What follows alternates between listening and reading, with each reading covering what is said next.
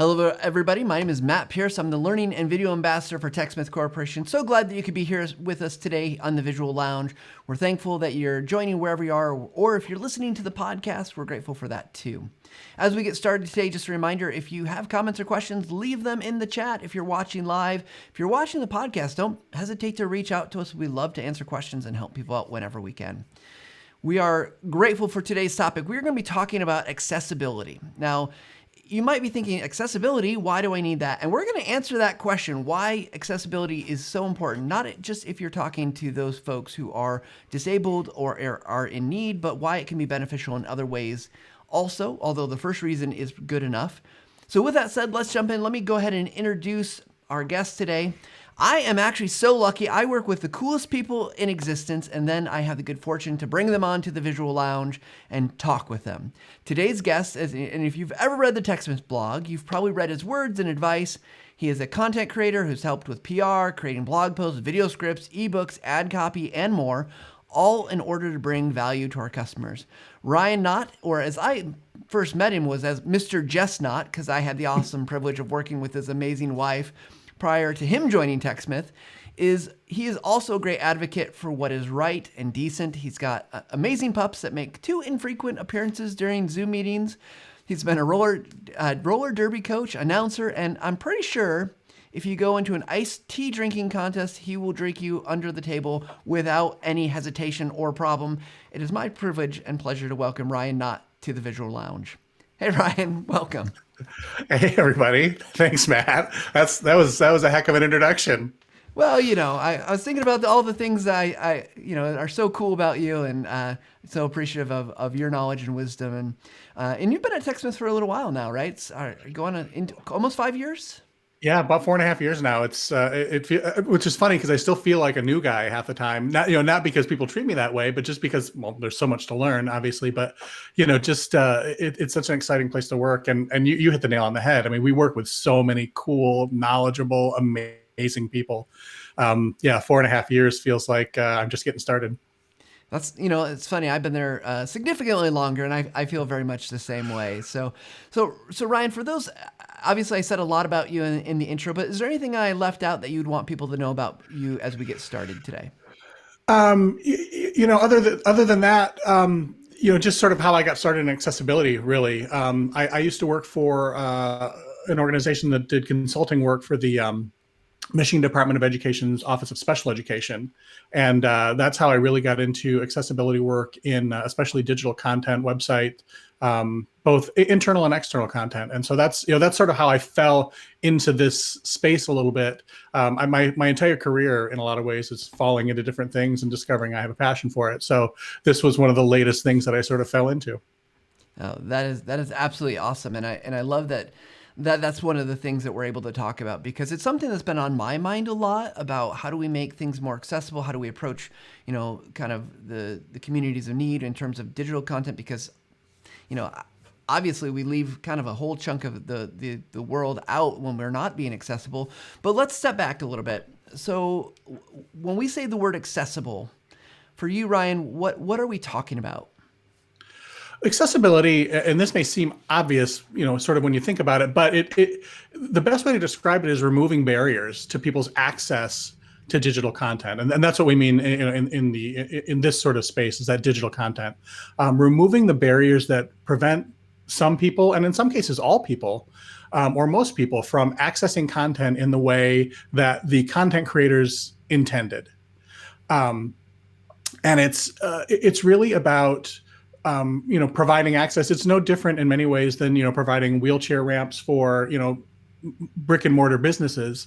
It's really more about removing barriers.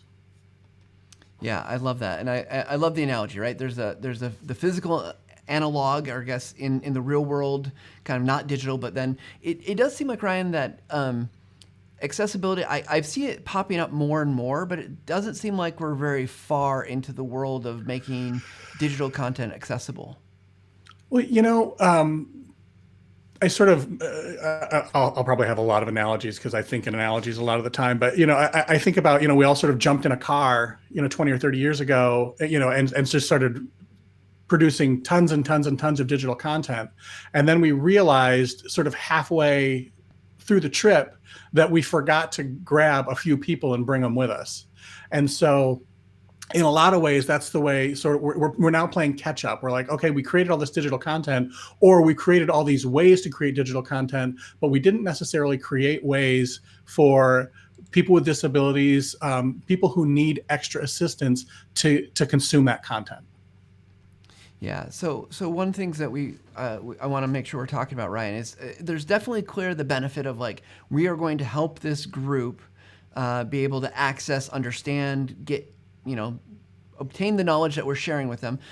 But one of the things I think is interesting that accessibility also has other benefits. You kind of mentioned this, that it could be for all people, right? Like that, we talk about, well, I guess maybe let's even back up a little bit further because I'm getting ahead of myself. Let's talk about some examples here. So when we say accessibility, like for video, what types of things would make video more accessible, for instance? Well, the first thing that comes to mind for me is captions. And that's a great example because it's actually useful it's not just useful for people who are deaf or hard of hearing. Captions are great for people who have to watch your video, but can't have the sound up, or people who may be watching your video in an extra loud environment. Those captions help them consume the content in the way we intended them to consume it. And that's just one of many, many ways that creating content that's accessible for those with disabilities or those who need extra assistance actually benefits more people than you might think. Well, I love captions. Like just as like when I watch television or Netflix, I have the captions on. One, because I never know what noise the kids are going to make or that is going to be around the house. But two, sometimes I find just the way it was recorded, the audio, I don't necessarily catch the words. And maybe it's because I'm getting older. As I can see from your guitars in the background, maybe you've got some hearing loss and damage yourself. I know I have a little bit, and it's like it just aids me along that process, even though I don't consider like I have a great necessarily need. Well, it's funny that you mentioned that. I as I was preparing to come on the podcast today, I started pulling some statistics and things like that. Just some things to refresh my own mind on this. And one of the things that I learned that I didn't even actually know, almost 20%, 18% of adults aged 20 to 69 have what they call speech frequency hearing loss in both ears. And that's speech frequency hearing loss is hearing loss at the sound frequencies where speech typically happens.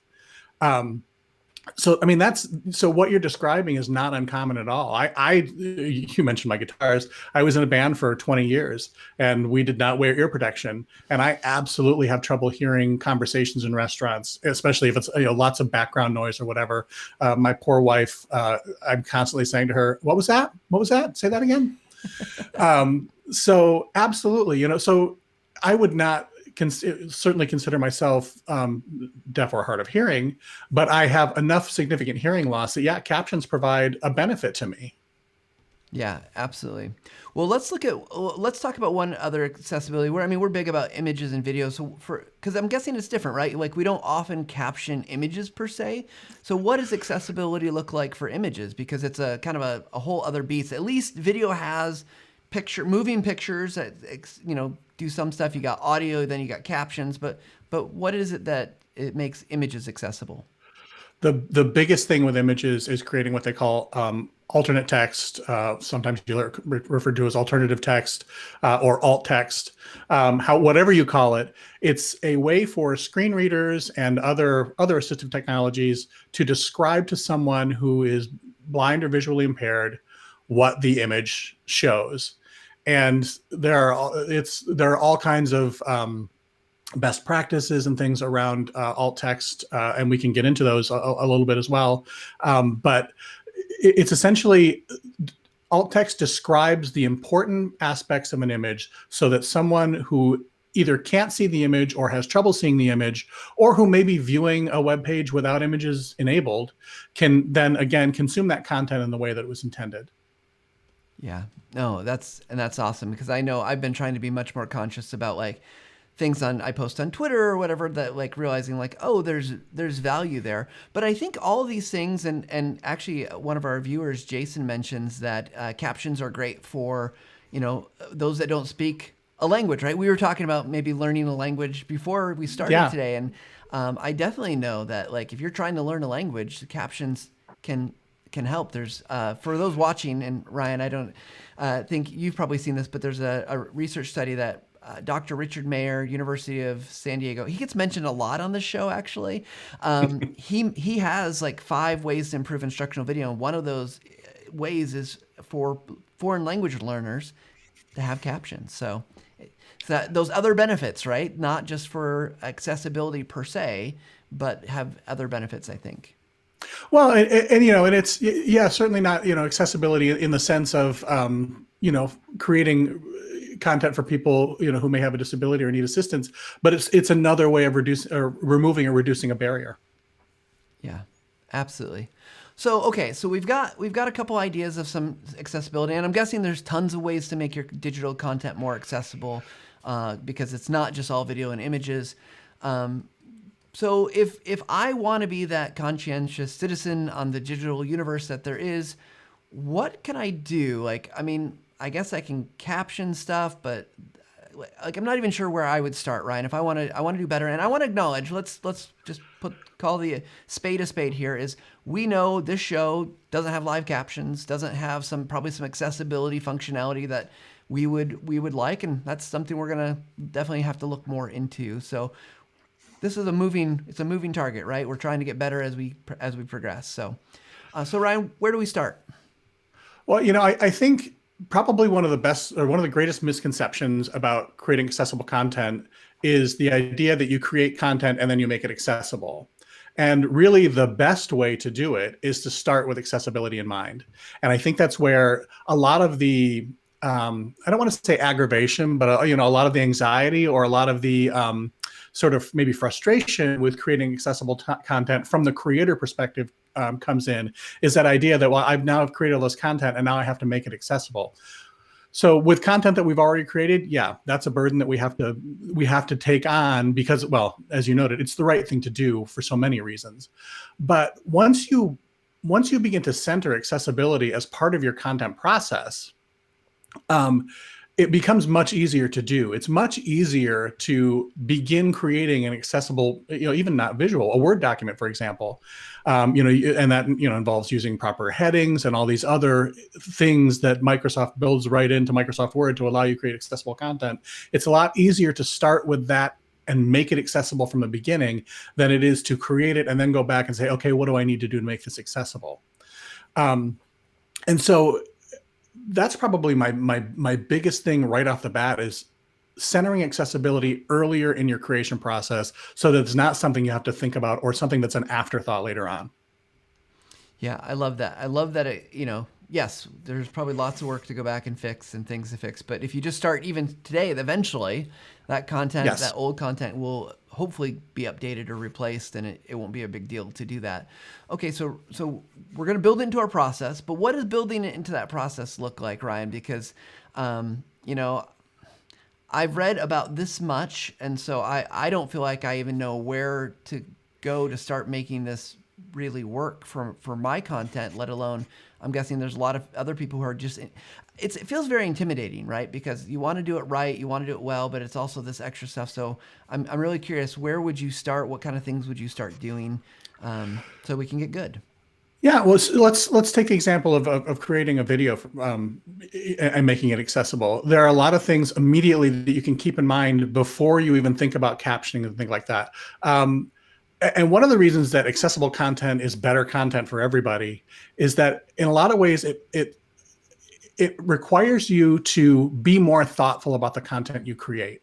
And so it's really easy to want to sit down and do, and we do this all day, every day, sit down and want to make a quick video. And you're just like, I'm going to do this off the cuff. I'm just going to say some things and highlight a few things in this video. And then I'm going to send it off and that'll be good enough. And in a lot of cases, and in some cases, that's going to be good enough depending on your audience and that sort of thing.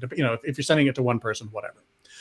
But, if you're creating a video for a wider audience, and that wider audience will likely include, as all wider audiences will, people who may have a disability or may have a need for an assistive technology, you need to start thinking early on. And so that starts for me with things like writing a script rather than trying to just do it off the cuff. Really think about the construct of your content and how you're going to move through that content. Set it up in a hierarchy so that it's a logical way for people to move through that content. And then, when you have a script, it's a way easier to then do things like generate a transcript or generate captions.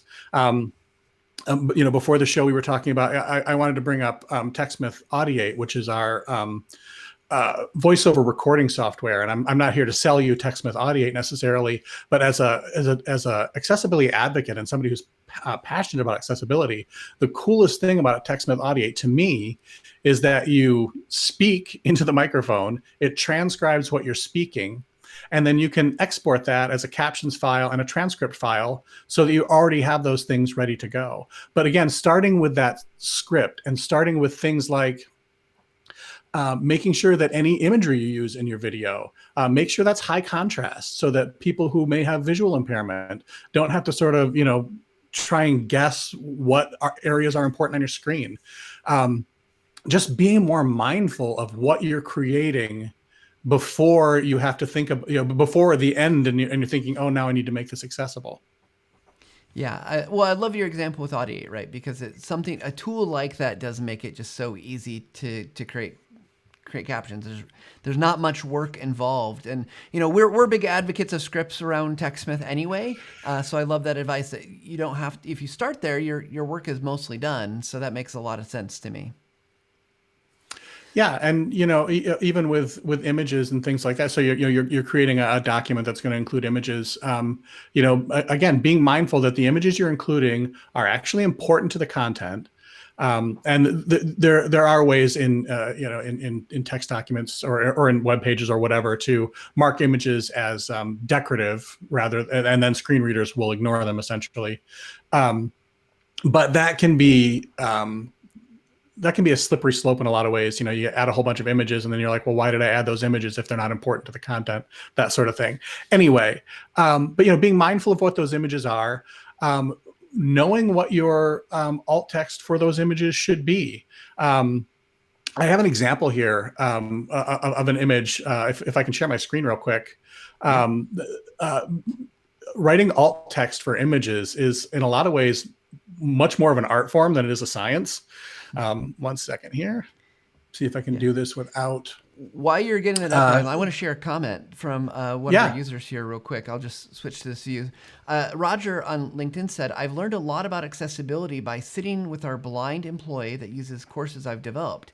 Once I started seeing his frustration with navigation, icons, and various elements that I didn't set up properly, it really hit home how important it is to make it accessible as possible. Now I keep that in mind right from the start.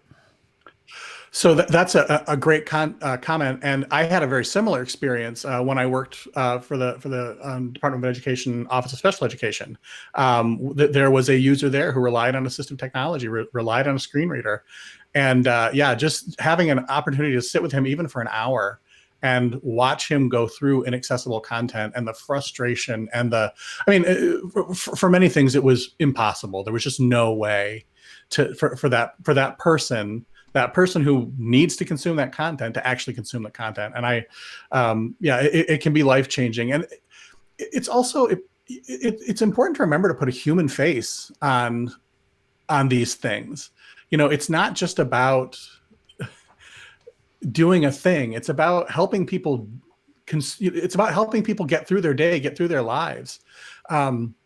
And when I think about it like that, I can't fathom the argument why you wouldn't want to do that.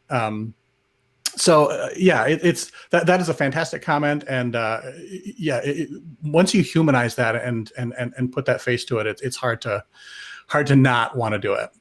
So here's that image. Let me make sure I'm sharing real quick.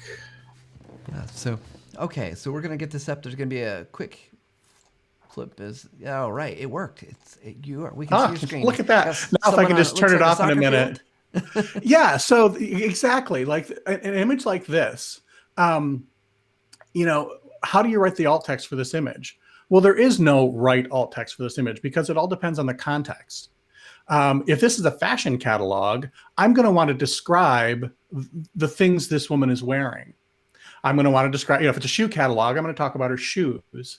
If it's an ad for soccer turf, I'm going to describe, the benefits of the soccer turf. I'm going to describe the important parts of the image are what you need to convey in your alt text. And the other thing about alt text too is that, you want to keep it brief. So like, I'm sure I could go on for, quite a long time describing this image, describing, what she's wearing. Maybe this is an image for how to properly stretch your back. That's going to be a whole different kind of alt text for this image, because I'm going to be describing what she's doing, not necessarily her surroundings. And so, picking and choosing the things that are important about the image to include in your alt text, that's just one of the ways that you can ensure content is accessible before you publish your content, or before as you're going through the content creation process, like choosing an image that actually conveys the thing you want to convey. So real quick, Ryan, as I'm thinking about this, I mean, it feels like there's layers of depth here, right? And obviously someone you spent a lot of time thinking about this, practicing it. But it feels like at the very surface level, and I'm not saying this is where anyone should stop, but it feels like if we're at least doing something, we are going to make progress to making people's lives better. And like everything else, with practice and time, we will make alt text, captions, accessibility pieces better. We'll make it more accessible. But if we can't be the best right now, if we at least are doing something, we're making good progress. Is that fair? Yeah, I think so. I think we always want to be striving for doing the best we can. But yeah, certainly doing some is better than doing none at all. It's really easy to sort of want to step back and be like, I'm afraid that if I do this and I do it wrong, that, I'm going to get called out for it or whatever. But certainly not doing it at all, I mean, it comes with all kinds of consequences. I was reading today that, in 2018, I think so. It's not even. It's also a business risk issue. In 2018, I think there were 2,200 lawsuits filed about inaccessibility on websites. These are commercial websites, and that's a 181% increase over the previous year. And that is only, I think, going to continue to increase until businesses start, sort of embracing that accessibility requirement. So, but yeah, certainly doing something is better than doing nothing, as long as you're continuing to build that accessibility sort of backlog as well, and saying, okay, so we've done this, and then now we're going to start looking at these things that we can add and make it even more accessible. You don't want to hit that line and say, well, at least we're doing something, and now we're not going to do anything else. But yeah, certainly get started, get to start thinking about accessibility, start building accessibility into your current projects, and then, build your accessibility portfolio and your accessibility abilities, as you go. Yeah, no, that is awesome. And I appreciate that. And I appreciate bringing that legal perspective. I mean, not that we're lawyers here, but like the fact that this is a real risk beyond just not helping people, which I think you and I would agree is probably the best reason. Absolutely. But if that's not enough, and we've got a great question, and this is actually from Jessie, and she's asking questions now, which we're so glad she's involved. Great. Jessie, we love and appreciate all that you do to help us out here. She says, and I think this is a really important question, I'm glad she's asking it, how can you help normalize the process of creating accessibility content from the start with your team? Where would you start? So let's say you're in an organization, this hasn't been a priority, they're not worried we're not too worried about the legal stuff, but you're like, yeah, this is really important. How do you go about getting your team, your company, your organization to say like, yes, this is something we're going to need to do? Well, I think you need to take sort of a multifaceted approach, and I think we've talked about some of those ways, here. I mean, some people may need to hear that more practical legal side. If we don't do this, we can get and probably will eventually get sued. So you can look at it from that legal risk perspective. For other people, it may be sort of that this is the right thing to do. And now going back and, going back and looking at all of our old content and trying to figure out, how do we make this old content accessible sounds like a huge job, and it is. But it's the right thing to do, and we need to do it. And then just from the other perspective, like look at it in how did we start doing other processes differently? I think in a lot of ways, creating accessible content or creating content that will be accessible when it's finished is a lot like creating content for localization. Most companies wouldn't bat an eye at creating content that's ready to be localized into different languages, especially if they're in those markets. If I've created a video that needs to be localized for Spain or for Brazil or something like that, like there are certain rules and things that I can do, and certainly our our localization people here at Techsmith are incredible and have taught us very well, but I know that there are certain rules I need to follow, certain things I need to do to make sure that content is ready to be localized so that it's accessible, for lack of a better term, to people who speak Spanish or Portuguese or French or Chinese or Mandarin or whatever.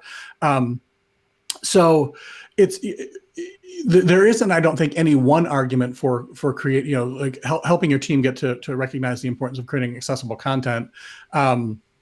When I worked at the Office of Special Education, I worked for the group that did consulting for the Office of Special Education. I mean, it's embarrassing to say, but their website wasn't accessible, and they actually got sued by the federal government for it. And that's really one of the ways that I became very, very intimately involved with accessibility, is that we had to suddenly back up and say, okay, now we do have to go through this content backlog and start making it accessible. And I'll tell you something that, I think that there's sort of an added benefit to it. It's also a great opportunity to do a content audit. You can go back and say, okay, well, we've got 6,000 documents, but you know what? Only 2,000 of those documents are actually relevant anymore. So we can get rid of these 4,000 documents. But so certainly sometimes that urgency can come through, that emergency situation can come through, and that's, and then suddenly it's all hands on deck. But I think, as an accessibility advocate, sometimes just making sure you bring it up as often as you can. So sometimes it's a question of the squeaky wheel getting the oil. Yeah, gotta keep beating the drum to make sure, because of its importance. Before we've got some time, we're going to keep talking here, but one of the things I want to make sure to at least note to get from you, Ryan, is if you have any resources or recommendations for learning best practices to create accessible content, because I think my guess is we can talk till we're blue in the face. A lot of people can say, hey, it's so important, but it comes down to the action and doing. So if you do have any resources before we end today, I want to make sure we grab those from you, because we want to make sure we're enabling other advocates and others to be able to do this as well. For sure. The one that comes to mind, that sort of the ultimate resource for certainly web accessibility anyway, is w3.org. And they're the keepers of and the publishers of and the curators of the Web Accessibility Guidelines, Web Content Accessibility Guidelines, which the acronym for is WCAG or WCAG, which is terrible, but it serves its purpose. They're certainly an excellent resource. They have so much stuff about creating accessible content, about the rules around accessible content, and the regulations as part of the American with Disabilities Act, especially for people here in the U.S. And then another one that's really more about how to teach accessibility, especially in higher education, is an organization called Teach Access. My friend Kate Sonka is the executive director of this group, and they're an advocacy group for teaching accessibility skills so that people coming into the workforce can actually better create accessible content and understand, the whys and hows of creating accessible content. So those are two right off the top of my head that I would say, and I can certainly provide more. And what was the last one again with link for that one, Ryan? Oh, it's teachaccess.org. Teachaccess.org. Awesome. Now, one of the things I want to make sure we do here, Ryan, because we've talked a lot in the kind of theory, the concepts of like, we should do this, and we're right there with you, and I think our audience is right there with you too. Laura actually says, would like to see an example of this successfully done. And so do you have any examples that you could show us and talk us through that about kind of making stuff more accessible? For sure. I have a chart. So we were talking about images earlier, and images certainly includes things like charts and graphs. Um, and it's charts and graphs tend to have a lot of information in them. So much information that it would be impossible to put it all in the alt text. One of the things, and this is going to I'm not going to get into the weeds here, I promise. One of the things about alternative text is when a screen reader encounters alternative text, the screen reader typically will read the entire alternative bit of alternative text or none of it. So that they can stop reading it, but like they can't skip through it. And so if you've got a 300-word alternative text blurb, the person who's there has to listen to the whole thing to get the content, or they can listen to none of it and not get the content at all. And so certainly, for an image of a woman standing in a soccer field where you might be saying, or doing that, for example, if we were describing the stretch she was doing, it would be very easy to describe that in a brief way.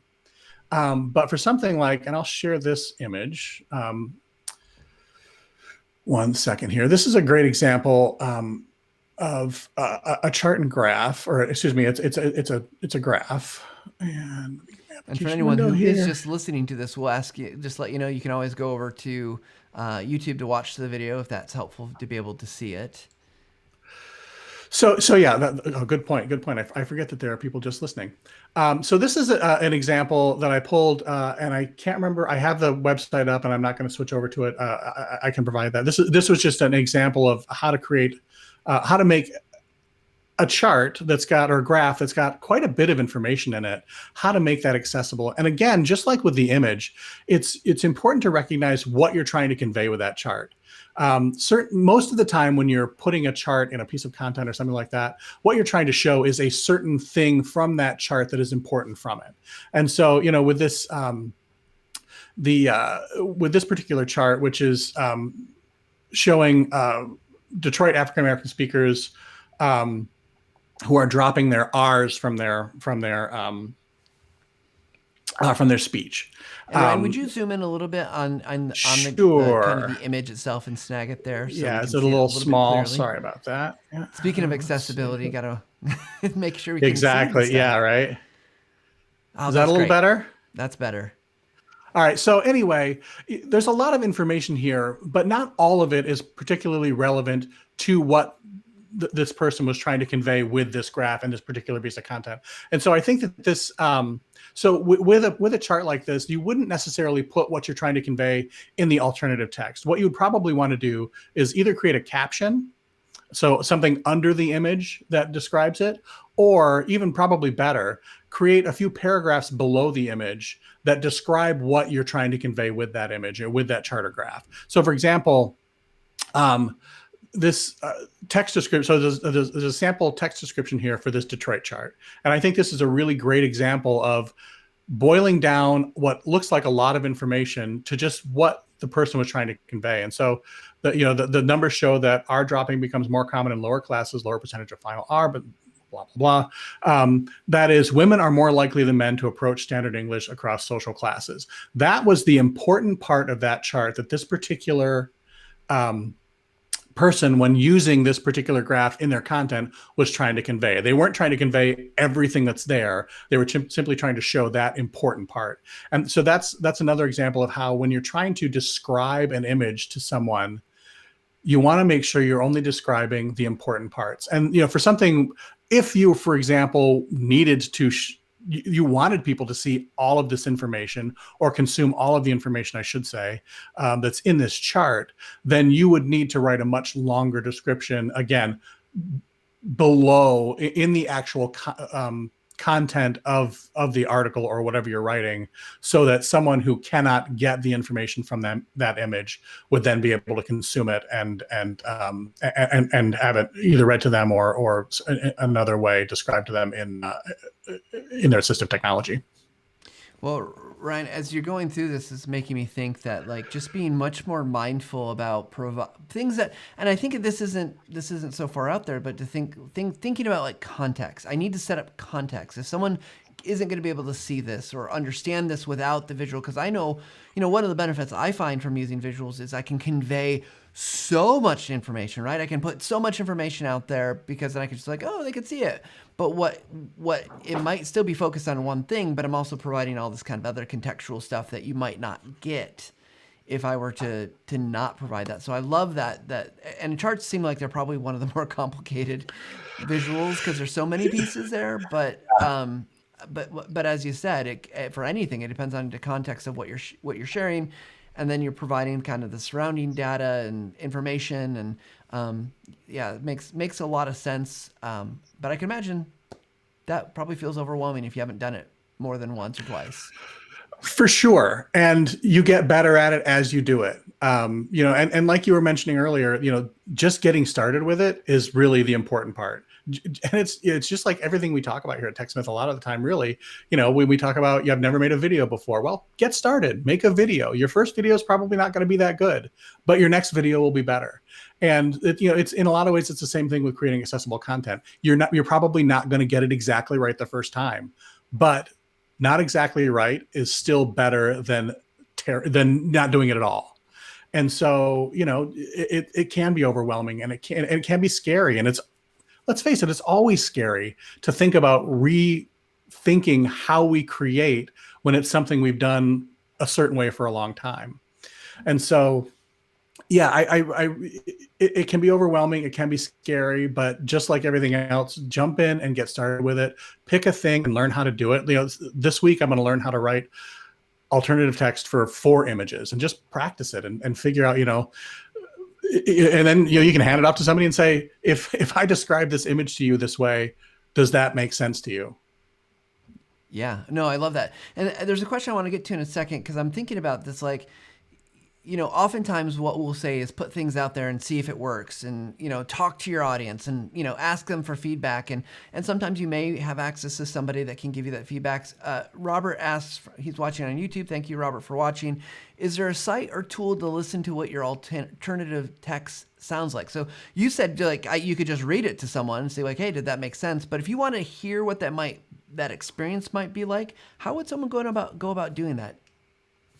That's a really good question, and I don't have that answer right off the top of my head. Is there a place where I can provide that? Like when we post the podcast, for example? To YouTube, okay. And we'll put it in the show notes, things like that. I will look that up, and I will have an answer for that. And my guess is there's ways to enable the screen reader for your own machine, and Ryan, I've never done that, but I can only imagine the frustration that you might feel trying to go through that experience. Without maybe trying to cheat, because you can cheat, right? You can skip ahead, you can see or you can hear whatever needs to be seen or heard. But I love that idea, right? Testing it out, seeing what the experience is like. Well, yeah, I think that's, we take those of us who don't have a disability or who don't need assistive technologies, we take for granted, the fact that we can scrub through a video to find what we're looking for, or that we can skim through text to find what we're looking for. This isn't necessarily visual in nature, but even things like just creating headings in your content. People who use screen readers or other assistive technologies can scan a document using just the headings, just like someone who is sighted can do that, just by sort of scanning it with their eyes. And so, but when you've created a document that doesn't have proper headings, they just have to sort of look through the whole thing or listen to the whole thing or otherwise read the whole thing to get the content. So there are so many small ways to start building better accessible content that, once you get started with it, and that also goes back to the idea that accessible content is better content. When you're creating content and you're outlining it and you're thinking about, okay, this is a logical hierarchy for this content. This is a good way to present this content. That's a good way to present this content for everybody, whether they need a screen reader or other assistive technology or not. Well, I was thinking, Ryan, kind of the real world example of this. Excuse me, as I'm choking up here. I don't mean to. It's not that profound.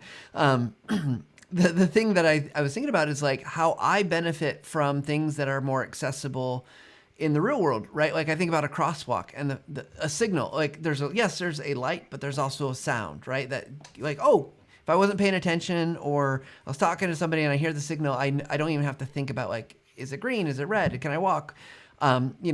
Various handrails, right? Like there's times when I've used a handrail going up or down the stairs. So I love what you said, that it is going to be better for everybody if we just do those things. It's going to make the world just a better place digitally. How much easier is it, even to walk up a small little ramp from the street to the curb versus having to step up, especially if you're dragging, I know you and I both travel a decent amount for work, you're dragging a suitcase and, maybe some other things, like little things that might have at first seemed like, oh, well, they're doing this, for people who need assistance. Like you said, they really do sort of assist us all. And even if they didn't, it would still be the right thing to do. But when you can look at it with that greater benefit as well, it becomes a lot more difficult to sort of say, well, we'll get to it, or next year we'll look at accessible content or that sort of thing. It's when you begin to look at it more holistically and as a benefit for everybody, it's a lot easier. I don't want to use the word justify because you shouldn't have to justify it, but it's a lot easier to get buy-in from everybody when you're looking at it in that regard. No, absolutely. So Ryan, before we wrap up here, I'm just curious, we've talked a lot about a variety of different things with accessibility. Anything that you think that you would want to kind of final take here, want to mention about accessibility that we haven't already talked about? I think for me, it's just accessibility. It's easy to think about it as, and we talked about this a little bit. It's easy to think about it as just for people who need disability or who have disabilities or people who need assistive technologies, and it really isn't. It's for everybody. It forces us and it encourages us to be more mindful in content creation, which we all should be anyway. The other thing I wanted to mention too is that accessible content isn't just for customer facing or outward facing stuff. Accessible content really includes what you're creating internally as well. I think a lot about what it would be like for a person who is blind or visually impaired to come to work in an organization that doesn't have content that is accessible to them, or that, how do they navigate the network? How would somebody, in that situation, how would they, review a document from a coworker? How would they watch a video that a coworker has made? And so keeping in mind that it's not just about customer facing, but also about, everybody, the people who work with you, the people who work for you, the people who, partners you may have in other organizations. Like creating accessible content isn't about checking a box. It's about, it's sort of a new way to look at how to create content and a better way to look at how to create content. Yeah, well, awesome last take, Ryan. Thank you so much. And thank you for all your wisdom and knowledge that you shared. I know I feel inspired to go do some checking on some of the stuff I'm working on, make sure it's fitting checking some of the boxes. Doing a little bit better job at making content that's accessible. And we encourage everybody, Jesse's been awesome dropping some links in the chat. We'll make sure those are in the show notes as well for anyone who is listening afterwards and doesn't have access to the chat, because a lot of great resources out there, great websites, and we encourage everybody to go and take the opportunity to learn more about creating accessible content. So thank you, Ryan. Oh, thank you. If you couldn't tell, I'm a little bit passionate about this. So it was great to be able to sit down and talk about it. Well, thanks again, Ryan, for joining me today and talking about and sharing so much great wisdom about accessibility and talking about the software rollout blog post. We'll have you back again for sure. Well, thank you so much. This was so much fun. All right, everybody. Thanks again for tuning in with us. We are always happy that you can join us. If you guys have questions, comments, thoughts, leave a review, leave a comment. Let us know what you think about the Visual Lounge. If you didn't see, one other thing I'll mention real quick while we still have at least a few viewers is there is a contest coming up that if you share a post, a video, or an image, probably all accessible, of course, about what you've learned from watching over a year of us doing live streaming, we are going to give away three individuals are going to win the opportunity to either get 6 months of assets for Camtasia, or 6 months assets for Snagit, or 6 months of Audiate. So 3 people, you got to use the hashtag Visual Lounge. It can be on, I believe it's on Facebook, Twitter, Instagram, and LinkedIn. And those are the places we're going to be watching for that hashtag Visual Lounge. And tell us what you learned from watching one of these episodes. It could be this episode today. It could be one of the ones over the last year that we've done, because we are super excited that we've been able to do this. And your feedback, of course, always helps us to be better. Last thing I'll say here is if you haven't checked out the Techsmith Academy, it's our free online learning platform where you can go and learn more about video, image creation. And I'm thinking we got to hook Ryan Knott up with an opportunity to give us a course on some basics of maybe accessibility. We'll have to figure that out. I don't know if that's going to work, if that's going to fly. He's busy. So anyways, thanks again, everybody, for tuning in. We will see you next week with another awesome episode. So until then, see you later.